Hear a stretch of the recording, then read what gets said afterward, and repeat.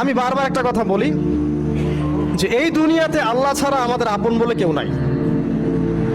আপনি যাকে আপন মনে করেন না কেন, আমাদের সম্পর্ক আছে বাবার সাথে, মায়ের সাথে, স্ত্রী সন্তানদের সবার সাথে, আমাদের হক আছে, অধিকার আছে, সব ঠিক আছে। বিশ্বাস করেন আল্লাহ ছাড়া আপন বলে আপনার কেউ নাই।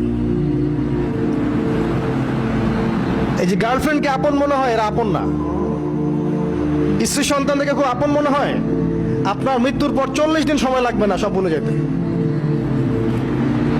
পিতামাতা, ভাই বোন সবাইকে আপন মনে হচ্ছে। পিতামাতার স্থান বাবা মার পরে, আল্লাহ রসুলের পরে, সেটা ঠিক আছে, তো আপন আল্লাহ ছাড়া তারা নন।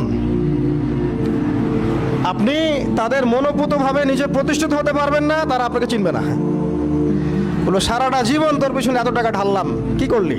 কিচ্ছু করতে পারলি না। আবার এখন যারা পিতামাতা হয়েছেন, সন্তানদেরকে আপন মনে হচ্ছে, দেখবেন এই সন্তানকে আপনি আপনার মনোভূতভাবে সম্পত্তি দিতে পারবেন না, ভরণ পোষণ দিতে পারবেন না। এই সন্তান বড় হয়ে আপনাকে বৃদ্ধাশ্রমে পাঠিয়ে দিতে পারে, নাউজুবিল্লাহ। অথবা আপনার সাথে এই সন্তানই খারাপ ব্যবহার করবে। আপন মনে হচ্ছে? আল্লাহ ছাড়া কেউ আপন না। আল্লাহ ছাড়া আপন কেউ না। আর আল্লাহ ছাড়া সত্যিকার অর্থে আপনাকে আমাকে ভালো কেউ বাসে না। শুধু আল্লাহই আপনাকে ভালোবাসেন। এটা আপনারা হারে হারে উপলব্ধি করবেন যত দিন যাবে ইনশাআল্লাহ। তাই শুধু সে আল্লাহর জন্যেই নিজেকে খালেস করে দেন, আর যার যার হক তাকে তাকে দিয়ে দেন।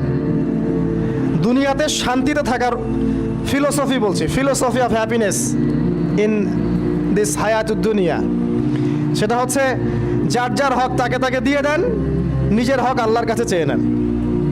আর দুনিয়াকে আপন মনে করবেন না, আল্লাহ ছাড়া কাউকে আপন মনে করবেন না। আপনি সুখে থাকবেন ইনশাআল্লাহ। দুনিয়ার দাসত্ব করবেন, আল্লাহ ছাড়া অন্য মানুষদেরকে আপন মনে করে নেবেন, দেখবেন আপনি পদে পদে কষ্ট পাবেন। কারো কাছে আশা করেন না, কষ্ট পাবেন না। আমি এই প্রসঙ্গে কথাগুলো বললাম যে দুনিয়াকে আপন মনে করতে নাই, আর আল্লাহকে আপন মনে করতে হয়। আল্লাহকে আপন মনে করলে তখন আমার উপর কিছু দায়িত্ব চলে আসে। কি দায়িত্ব? আল্লাহ আমাকে সৃষ্টি করেছেন, রিজিক দিয়েছেন, লালন পালন করছেন, বাঁচিয়ে রেখেছেন, তার হাতে আমার মৃত্যু, তার হাতে সব কিছু। তো এখন আল্লাহ পাকের জন্য নিজের জীবনটাকে খালেস করে নেওয়া, যেভাবে আল্লাহ পাক চলতে বলেছেন সেভাবে চলা, যেগুলোকে আল্লাহ পাক নিষেধ করেছেন বর্জন করা।